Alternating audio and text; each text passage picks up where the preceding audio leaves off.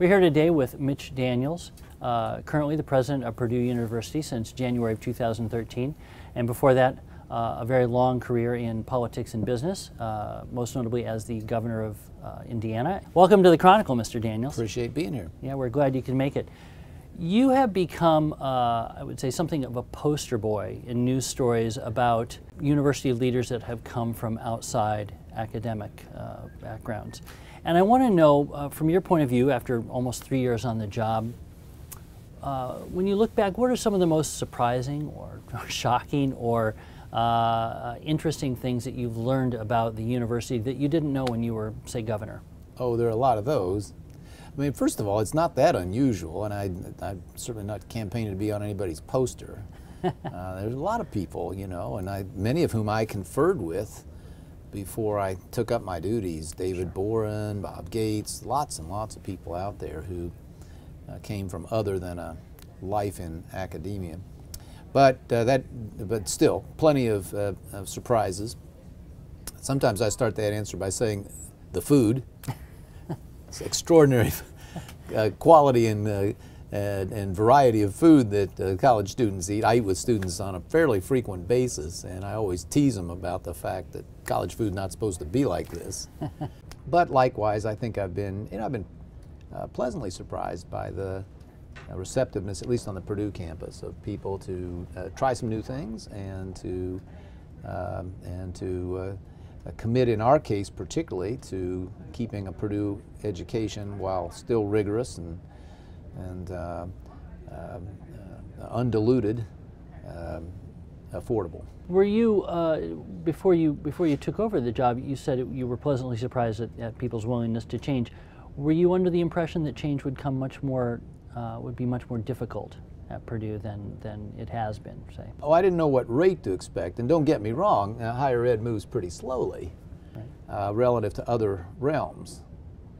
But everybody knows that. There are jokes about it and books about it, and I guess I'm just saying that I found Purdue in this and other respects a relatively more congenial place to the sort of changes, but also just the sort of emphases that I think are important in higher ed today: affordability, rigor, accountability, and so forth.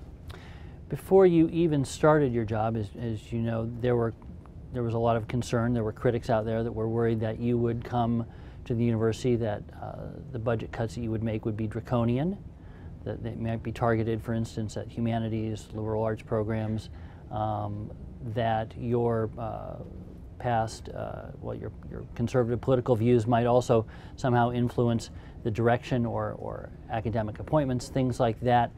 What have you done over the past 3 years to sort of quell those concerns, and do you feel confident that you've sort of won over your critics at this point? All I can say is it wasn't that much noise at the beginning. There hadn't been any for a long time. Okay.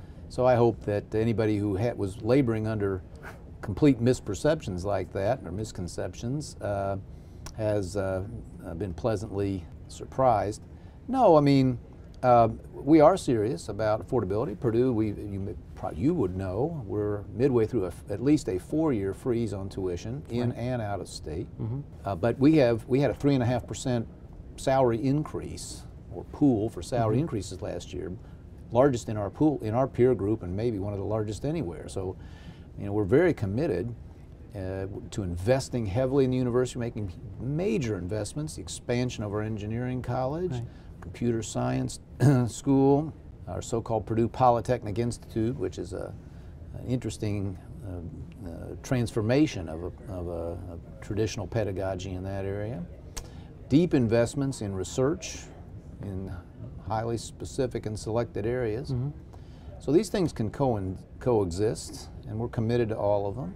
Those folks who had apprehensions in the beginning, I hope, are feeling a little differently now. And as for the liberal arts, I'm a product of the liberal arts. I'm an advocate for the liberal arts. Have raised substantial money for endowed chairs and the like, and see a bigger role, frankly, for them in Purdue's future. So working on all these fronts. Right. When you talk about you know, the savings for students, and you've frozen tuition for 4 years, and you've made I believe there was initially a 5% reduction in room and board costs for students, and that's remained stable, right? Yeah, well, we did 2 of those. Right. In board costs. Oh, excellent. You know, when you were poring over the budget, what were the areas that you found, I guess, most ripe for cuts? Yeah. Well, there have been some significant steps forward.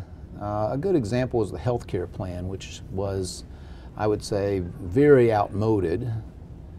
And by modernizing it, making it more consumerist, we've seen, first of all, we've seen rapid adoption. From 1/4 to 3/4 of our faculty and staff have adopted a consumerist HSA type model, and they have lowered their premiums substantially.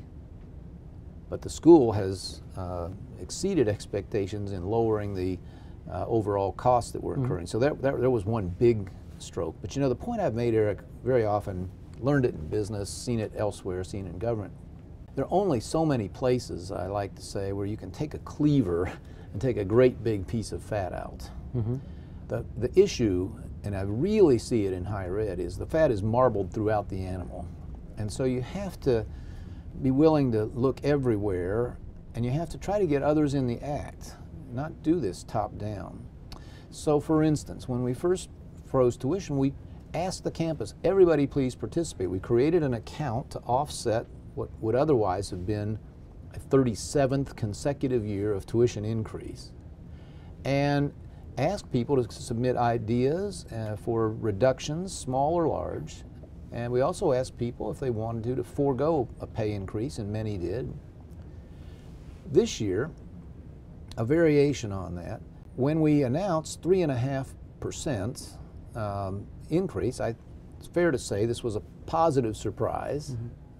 But I did say every department, every unit, I mean, every college, every unit gets 3% regardless. To get the extra 0.5%, we need you to come forward with a plan that will help us become a little more efficient. A plan for spending reductions, in particular, a plan for better space utilization.